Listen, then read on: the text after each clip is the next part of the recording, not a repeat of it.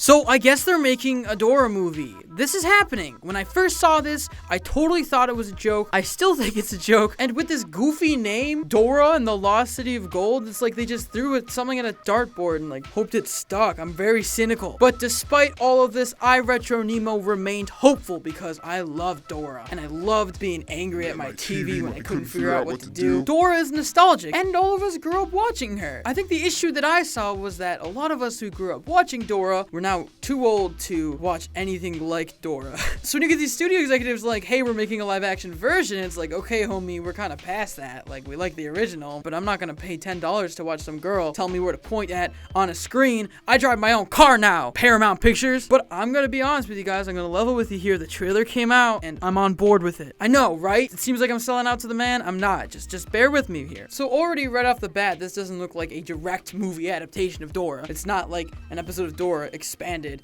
into an entire hour and 36-minute runtime. That would be horrible. Instead, they're taking the concept of Dora and they're grounding it a little more, and they're trying to turn it into an entertaining film for what looks like a more mature and older audience. This reminds me a lot of the original live-action Scooby-Doo. It's an incredible film. They took something that a lot of people remembered, a cartoon made primarily for younger audiences, and they adulted it up just enough that people would go and enjoy it and laugh at it. It was almost a parody of its former property. And that's kind of what this looks like. They're not afraid to poke fun at Dora here, as I'll explain in a second. So Dora grew up living in the jungle with her two parents. Bonus point, that's the guy from Ant-Man who's really funny, so I'm already on board with that. It's also interesting that they included Dora's parents because they weren't that big of a part of the original series. Dora was kind of on her own. It was like, wow, does anyone care if Dora's home? Does anyone know she's missing? Regardless, I'm glad they're giving it that aspect, and they look like the typical quirky Hollywood family dynamic. But things get shooken up when her parents decide to look for the Lost City of Gold, El Dorado, if you're not cultured. And this is when it gets really Hollywood, because Dora gets sent to the real world and has to deal with the biggest jungle of all, high school, blah, blah, blah. They are in LA. They took some pretty creative liberties here, guys. They made Diego this hunk of a high school boy with a shaved head. He's still her cousin, thank God, or else I thought they'd start some sort of love dynamic thing. Whew. The whole point of this film is it's kind of like Dora out of her element. This girl who grew up in the jungle is now going to the quote-unquote real world, where she has to deal with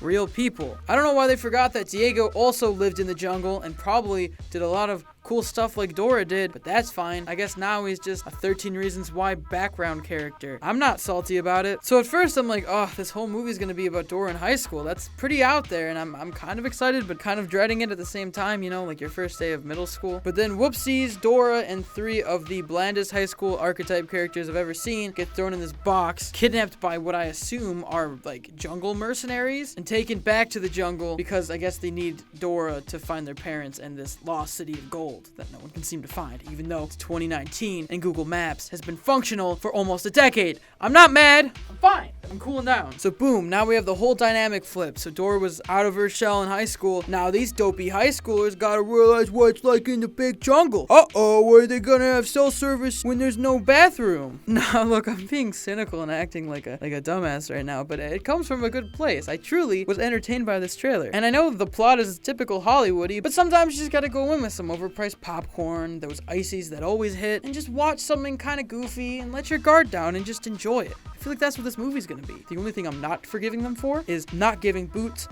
because that's why he's named Boots. We all know that. And maybe they'll give him Boots later in the movie. Maybe they'll come up with a different origin. At least they didn't make him a talking animal. That would have put me over the edge a little bit. But like I said before, it looks like they're poking fun at Dora as a concept, like it's a self-aware movie. For instance, there's a scene where she's going into high school and there's some sort of airport security. That's what America has come to. And the guy's finding all sorts of like flares and like weapons in her backpack because, you know, she's from the jungle. She like eats dirt and stuff. And I thought that was funny and self-aware. I mean, Dora as a concept realistically makes no sense. So if they're gonna really play with that in the movie and try to talk about it, hey man, I'm all on board. You bet your bottom dollar this boy's gonna be in a front row seat. Actually, not the front row, because those are like the worst seat. I'll probably be in the middle of like a row farther back, not at the exact top, but not at the bottom, because then you get cut off by other people's heads and it's just the best. But as always, I want to know what you guys think. Do you want to see this movie? Do you think it looks awful? I don't think it's as bad as like the Sonic movie, but maybe it's worse than the Sonic movie for you. Let me know in those sweet comments down below. I love to hear from you guys, or tweet to me as Retro Nemo or at Roundtable Vids. Guys, if you want to consider helping out the Roundtable, you can check us out on Patreon. where you can get exclusive access to scripts. And if you enjoyed this video, make sure to like and subscribe to the Roundtable for more great cartoon content, guys. I'm Extra Nemo. This is my thoughts on the Dora trailer, and I'll see you next time. Peace.